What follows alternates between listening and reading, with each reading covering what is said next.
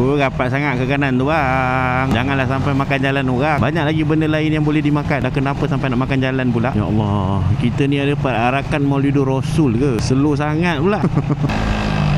Abang Vespa. Mantap bang. Tumpang lalu ya. BMW ni nak ke mana ni?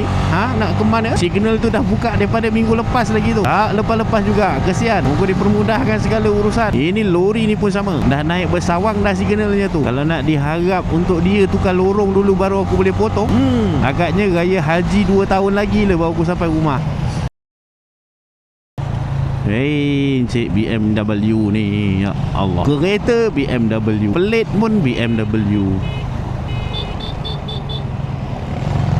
Macam-macam hair. Padahal kereta tadi tu dah bagi signal, tapi itulah, alang-alang dia pun dah berhenti bagi laluan tu. Aku jalan aja. Kan kalau aku pun sama berhenti bagi laluan sekarang, jadi bergaduh pula. Siapa yang nak bagi laluan sebenarnya?